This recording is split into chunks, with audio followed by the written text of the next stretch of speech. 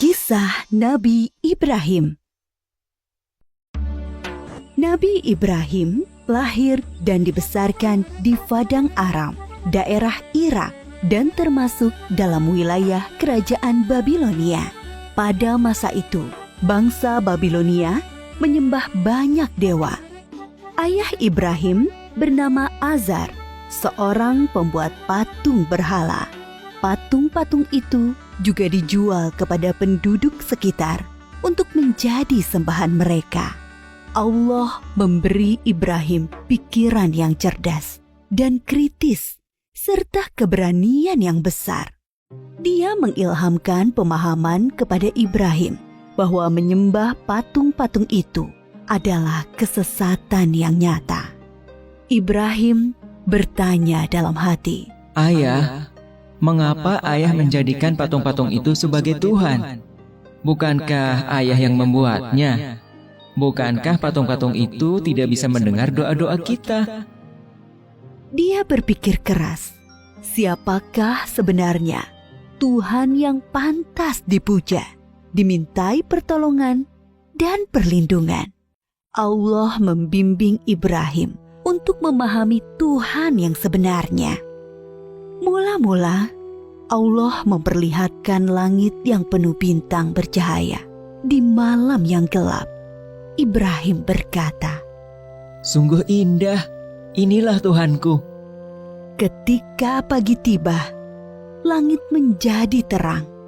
Bintang-bintang itu pun menghilang. Oh, bintangnya hilang.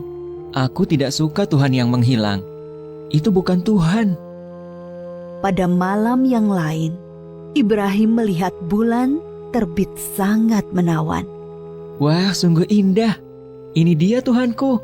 Ketika pagi tiba, bulan itu tenggelam. Ternyata yang ini juga tenggelam. Ini juga bukan Tuhan. Oh, manakah Tuhan yang sebenarnya? Kalau Dia tidak memberi petunjuk kepadaku, pasti aku juga sesat seperti kaumku. Di kesempatan lain, Ibrahim melihat matahari terbit. Sinarnya terang memukau. Ini dia Tuhanku, Dia yang paling besar. Tetapi di senja hari, matahari akhirnya tenggelam. Taulah dia, matahari pun bukan Tuhan. Wahai kaumku, aku tidak mau menyembah Tuhan-Tuhanmu itu. Aku ingin mengabdikan diriku pada pencipta semua ini. Dia berusaha membuka pikiran kaumnya atas kesesatan mereka selama ini. Paman, patung-patung apa ini? Mengapa semua menyembahnya? Dari dulu leluhur kita menyembah Tuhan-Tuhan ini. Iya benar, bapak-bapak kita pun menyembah semua ini. Kalau begitu, kalian dan bapak-bapak kalian salah besar. Hah? Kamu ini ngomong sungguh-sungguh atau bercanda? Sebenarnya, Tuhan kita adalah pencipta langit dan bumi. Dasar anak muda ngelantur. Ibrahim bersumpah dalam hati akan menghancurkan patung-patung berhala itu untuk membuktikan kesalahan mereka. Suatu hari, ada perayaan keagamaan kaum Ibrahim. Setelah memberi sesaji kepada berhala, mereka pergi semuanya keluar kota. Ibrahim tidak mau ikut rombongan itu. Ketika semua sudah berangkat agak lama, diam-diam Ibrahim menuju tempat pemujaan berhala yang berisi banyak patung. Dia melihat makanan sesaji untuk berhala-berhala itu masih utuh di hadapan tiap patung-patung itu. Mengapa kamu tidak makan? Mengapa kamu tidak menjawab?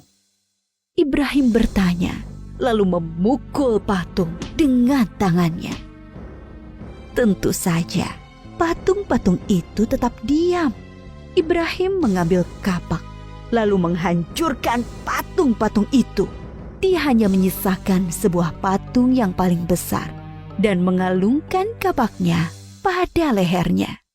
Ketika kaumnya pulang dari luar kota, mereka melihat patung berhala mereka hancur. Sontak mereka berteriak, kaget, gempar seluruh kampung. bergegas semua orang, terutama para pemuka kaum, menuju tempat pemujaan berhala. Oh, siapa yang melakukan ini pada Tuhan-Tuhan kita? Kurang ajar! Kami dengar ada anak muda yang membenci Tuhan-Tuhan kita. Ibrahim namanya. Bawa ke sini anak itu. Maka Ibrahim digiring ke hadapan para pemuka kaumnya. Disaksikan halayak ramai. Apakah kamu yang menghancurkan Tuhan-Tuhan kita, Ibrahim? Yang menghancurkan patung-patung itu adalah patung yang besar ini. Bukankah dia membawa kapak? Tanya saja dia kalau bisa menjawab. Orang-orang yang mendengar jawaban Ibrahim pun tersadar. Merekalah yang keliru dengan menyembah patung-patung itu. Tapi kekafiran yang sudah mendarah daging membuat mereka memutarbalikkan kebenaran. Tentu di sini ada campur tangan setan. Kamu kan tahu, dia tidak bisa bicara, apalagi bergerak menghancurkan patung lain. Berarti kamulah yang melakukannya. Jadi, mengapa kalian menyembah patung yang tidak bisa berbuat apa-apa? Melindungi dirinya sendiri saja tidak bisa, apalagi melindungi kalian. Pemuka-pemuka kaum Ibrahim berunding untuk menghukumnya. Beberapa orang mengusulkan untuk membakar Ibrahim hidup-hidup. Maka penguasa waktu itu, Raja Namrud, memerintahkan untuk membuat bangunan tempat pembakaran Ibrahim di tengah lapang agar bisa disaksikan orang banyak. Ibrahim diikat lalu dilemparkan ke dalam api. Api menyala berkobar sangat panas. Allah berfirman, "Hai api, dinginlah dan menjadi keselamatan bagi Ibrahim." Maka ketika kobaran api yang dahsyat telah padam, keluarlah Ibrahim dengan segar bugar, tidak terbakar sedikit pun. Bahkan pakaiannya juga utuh, hanya tali pengikatnya yang musnah terbakar. Ketika sudah diangkat oleh Allah menjadi Rasul, Nabi Ibrahim dengan giat dan sabar mendakwahkan ajaran Allah. Bangsa Babilonia waktu itu menyembah dewa-dewa. Raja mereka, Raja Namrud, dipercaya sebagai keturunan dewa. Namrud adalah seorang yang cerdas dan kuat kepemimpinannya. Semua itu membuat dia takabur dan berlaku kejam. Dia menganggap dirinya sebagai Tuhan yang harus disembah. Mendengar dakwah Nabi Ibrahim, Raja Namrud mengundang beliau ke istana. Tentu tujuannya untuk menghentikan dan menghukum Nabi Ibrahim. Kemudian Raja Namrud dan Nabi Ibrahim berdebat tentang Tuhan yang patut disembah. Siapakah yang kau anggap Tuhanmu itu, Ibrahim? Apa kekuasaannya? Tuhanku adalah yang menghidupkan dan mematikan. Aku juga menghidupkan dan mematikan. Aku menjatuhkan hukuman pada orang-orang dan aku berkuasa untuk mengampuni dan membiarkan mereka hidup. Allah menerbitkan matahari dari timur. Kalau kau juga Tuhan, terbitkanlah matahari dari barat. Raja Namrud tercengang dan terdiam mendengar jawaban Nabi Ibrahim. Dia kebingungan bagaimana menjawab tantangan Nabi Ibrahim. Demikianlah Nabi Ibrahim berdakwah dengan membuka akal pikiran manusia tentang Tuhan seluruh alam. Ada suatu peristiwa ajaib yang menunjukkan maha kuasanya Allah. Setelah Nabi Ibrahim diangkat menjadi Rasul, yaitu ketika beliau bermunajat kepada Allah. Ya Rabbi, perlihatkanlah pada hamba bagaimana Engkau menghidupkan yang mati. Allah Subhanahu wa Ta'ala berfirman, "Belum percayakah engkau pada kekuasaanku?" Hamba percaya, tapi hamba ingin hati hamba yakin. Kemudian Allah Subhanahu wa Ta'ala berfirman, "Ambillah 4 ekor burung, lalu potong-potonglah mereka. lalu lemparkan di atas tiap satu bukit, satu bagian. Kemudian, panggillah mereka. Pasti mereka akan datang kepadamu dengan segera. Nabi Ibrahim melakukan yang diperintahkan Allah. Maka keimanannya bertambah mantap. Kepada bapaknya, Nabi Ibrahim tidak putus asa mengajak meninggalkan penyembahan berhala. Wahai ayahku, mengapa ayah menyembah sesuatu yang tidak bisa mendengar dan melihat, serta tidak dapat berbuat apa-apa untuk menolongmu? Sesungguhnya Allah memberi aku ilmu. Ikutilah aku, wahai ayahku. Jangan ikuti setan. Aku takut engkau akan ditimpa azab. Bencikah kau pada Tuhan-Tuhanku Ibrahim? Diam. Kalau tidak, kau akan aku rajam. Pergilah, tinggalkan aku. Selamat berpisah, ayah. Semoga keselamatan dilimpahkan kepadamu. Aku akan memohonkan ampunan dan hidayah untukmu. Nabi Ibrahim terus memohonkan ampunan Allah untuk Azar. Sampai kemudian jelas baginya bahwa Azar tidak mau beriman dan terus memusuhi Allah. Allah melarang memohonkan ampunan bagi orang-orang kafir. Setelah terbukti tidak ada yang beriman di antara kaumnya selain Lut, keponakan beliau dan sanak sepupu beliau yang menjadi istri beliau, Nabi Ibrahim hijrah meninggalkan kampung halamannya di Irak. Atas perintah Allah, beliau menuju Palestina atau Syam bersama istri dan keluarga Lut. Di Palestina, Nabi Ibrahim terus berdakwah kepada penduduk setempat. Sambutan penduduk Palestina terhadap dakwah beliau kurang bagus. Akhirnya muncul paceklik dan wabah penyakit di sana. Atas perintah Allah, Nabi Ibrahim dan Nabi Lut berpisah. Nabi Lut dan keluarganya menuju Sadum di Syam, sedangkan Nabi Ibrahim bersama dengan Bunda Sarah menuju Mesir. Saat itu, Mesir diperintah oleh sang raja yang zalim, yang menyukai wanita-wanita cantik untuk dijadikan selir-selirnya. Tidak peduli wanita itu bersuami atau tidak. Bila wanita itu bersuami, maka suaminya akan dibunuh. Raja Mesir bermaksud buruk pada Bunda Sarah yang cantik. Maka Nabi Ibrahim berbohong bahwa beliau adalah saudara Sarah, supaya tidak dibunuh oleh raja. Allah menghalangi niat jahat sang raja. Raja mengembalikan Bunda Sarah kepada Nabi Ibrahim dan memberi hadiah seorang pelayan untuk Bunda Sarah. Pelayan istana itu seorang kulit hitam yang santun dan bernama Hajar. Nabi Ibrahim tinggal beberapa lama di Mesir. Dimanapun, Nabi Ibrahim selalu mendakwahkan pengabdian kepada Allah Subhanahu wa Ta'ala. Tetapi bumi Mesir ternyata juga bukan tempat yang baik untuk perkembangan dakwah. Maka Allah memerintahkan untuk hijrah kembali ke Palestina. Sekian puluh tahun berkeluarga, Nabi Ibrahim belum dikaruniai anak. Meskipun tak henti-henti beliau berdoa, memohon keturunan. Menyadari dirinya ternyata mandul dan semakin tua, Bunda Sarah meminta Nabi Ibrahim untuk menikahi Hajar, pelayan mereka yang solehah dan setia. Dari perkawinan Nabi Ibrahim dan Bunda Hajar, lahirlah Ismail. Kebahagiaan Nabi Ibrahim dan Ibunda Hajar ternyata membuat tidak nyaman pikiran Bunda Sarah.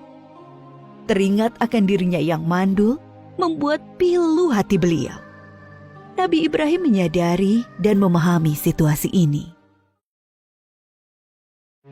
Allah memerintahkan beliau menempatkan Ismail dan ibunya terpisah dengan Bunda Sarah.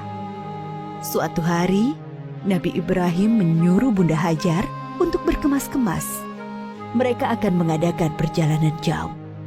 Ismail yang masih menyusu pada ibunya tentu dibawa pula. Mereka melintasi rute yang panjang dan akhirnya sampailah ke suatu tempat yang sangat gersang.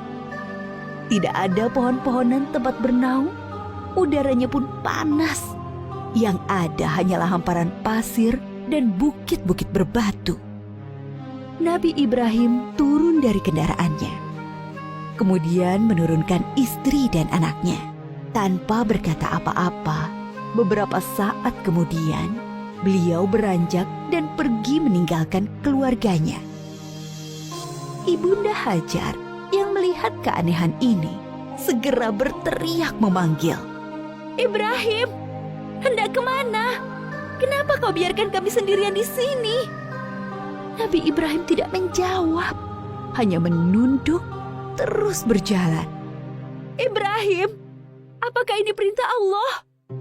Iya. "Kalau begitu aku yakin Allah tidak akan membiarkan kami." Ibunda Hajar begitu sabar dan ridho pada keputusan Allah. Nabi Ibrahim sebenarnya tidak tega meninggalkan keluarganya di tempat terpencil dan gersang itu. Tetapi keyakinan akan kebenaran Allah dan kemurahan Allah menjadikan beliau mematuhi perintah yang sulit ini. Dengan berlinang air mata, beliau berdoa sebelum kembali ke Palestina. Tuhanku, aku telah menempatkan keluargaku di tempat gersang ini, di dekat rumah-Mu, Ka'bah. Mudah-mudahan mereka menegakkan sholat dan jadikanlah hati manusia senang kepada mereka. Dan berikanlah mereka rizki buah-buahan supaya mereka bersyukur. Kurang lebih 10 tahun kemudian, sekitar Ka'bah sudah menjadi tempat yang ramai berkat munculnya sumber air Zam-Zam. Banyak orang bermukim di sana. Ibunda Hajar dan Ismail sangat dihormati oleh penduduk karena mereka dianggap pemilik sumber air itu. Ismail tumbuh menjadi anak yang tampan, santun, dan sabar. Suatu ketika, Nabi Ibrahim mengunjungi keluarganya di Mekah. Setelah beberapa lama tinggal di sana, suatu malam beliau bermimpi menyembelih Ismail. Nabi Ibrahim termangu-mangu memikirkan mimpinya. Wahyu dari Allah atau godaan setan? 2 malam berikutnya, mimpi yang sama terulang. Maka pagi harinya, setelah mimpi yang ketiga, beliau yakin ini perintah Allah yang harus dilaksanakan walaupun terasa sangat berat di hati. Nabi Ibrahim bermusyawarah dengan keluarganya tentang mimpi itu. Anakku, aku melihat dalam mimpi, aku menyembelihmu. Pikirkan, apa pendapatmu? Ismail sangat memahami bahwa ayahnya adalah Nabi Allah. Mimpi para nabi adalah wahyu ilahi. Dengan mantap dia menjawab, Ayah, laksanakan perintah Allah. Insya Allah, aku akan sabar menerimanya. Bertambah rasa syukur Nabi Ibrahim. Bertambahlah kecintaan kepada anaknya. Bertambah mantap pula hati beliau melaksanakan perintah yang sulit itu. Berangkatlah Nabi Ibrahim dan Ismail menuju Mina, tempat penyembelihan. Sepanjang jalan, iblis menggoda mereka agar mengurungkan niat pengorbanan Ismail. Ibrahim, dasar ayah tidak punya perasaan. Anak sendiri mau disembelih. Ingat, kau berdoa puluhan tahun meminta anak. Allah sudah memberimu anak yang soleh. Sekarang kau mau sembelih, ha? Nabi Ibrahim mengambil kerikil-kerikil dan melempari iblis. Beliau tidak bergeming dengan godaan-godaan itu. Hatinya dipenuhi keyakinan yang mantap kepada Allah. Begitu pula Ismail. Sampai di tempat penyembelihan, Nabi Ibrahim membaringkan Ismail, bersiap mengayunkan golok yang tajam ke leher anaknya. Lalu Allah berfirman, "Hai Ibrahim, engkau telah menaati perintahku. Ini adalah perintah yang sulit. Aku memberi balasan orang-orang yang berbuat baik." Allah mengganti Ismail dengan seekor domba yang besar. Itulah yang kemudian disembelih sebagai kurban, sedangkan Ismail tidak jadi disembelih. Peristiwa ketika Ibunda Hajar ditinggalkan sendirian bersama Ismail ketika masih bayi dan pengorbanan Ismail diabadikan dalam rangkaian ibadah haji kita. Peristiwa penting lain antara Nabi Ibrahim dan Ismail adalah ketika Allah memerintahkan mereka meninggikan bangunan Ka'bah. Pondasi Ka'bah sudah ada sebelum masa Nabi Ibrahim. Beliau dan Ismail hanyalah meninggikan temboknya. Ka'bah itu kemudian menjadi pusat ibadah sholat dan haji. Ketika tembok sudah tinggi, Nabi Ibrahim kesulitan membuatnya lebih tinggi lagi, di atas jangkauan tangannya. Maka beliau menjadikan sebuah batu sebagai pijakan kakinya. Pada batu pijakan itu membekas tapak kaki Nabi Ibrahim dan dinamakan Makom Ibrahim yang bisa disaksikan sampai saat ini. Ketika Ka'bah sudah jadi, Nabi Ibrahim berdoa untuk beliau dan Ismail dan anak keturunan mereka berdua. Antara lain, supaya diangkat Rasul dari keturunan mereka. Diangkatnya Muhammad SAW sebagai Rasulullah adalah jawaban atas doa Nabi Ibrahim. Nabi Muhammad SAW adalah keturunan Nabi Ismail. Suatu ketika, Nabi Ibrahim sedang berada di Palestina bersama Ibunda Sarah. Datanglah tamu asing, 3 orang laki-laki tampan yang tidak dikenal oleh Nabi Ibrahim. Nabi Ibrahim meminta Ibunda Sarah memasak sapi panggang untuk menjamu tamu-tamu itu. Nabi Ibrahim memang sangat menghormati tamu. Setelah hidangan siap, Nabi Ibrahim mempersilahkan tamu-tamunya makan. Tetapi para tamu itu sama sekali tidak menyentuh hidangan yang lezat itu.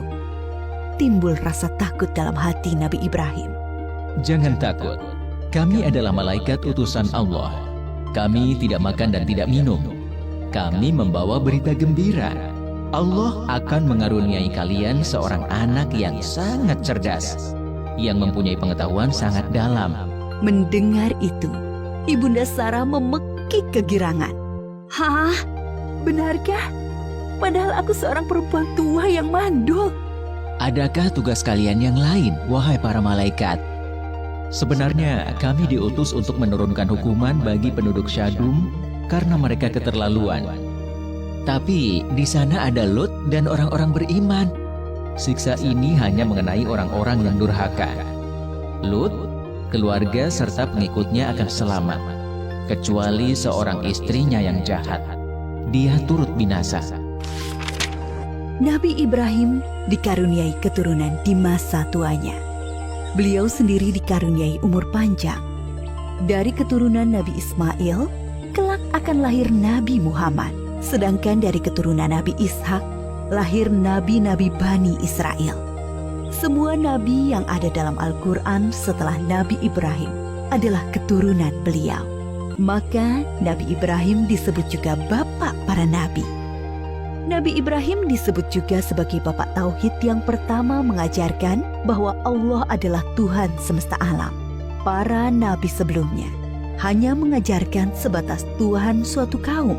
Nabi Ibrahim diberi gelar Khalilullah, artinya kekasih Allah.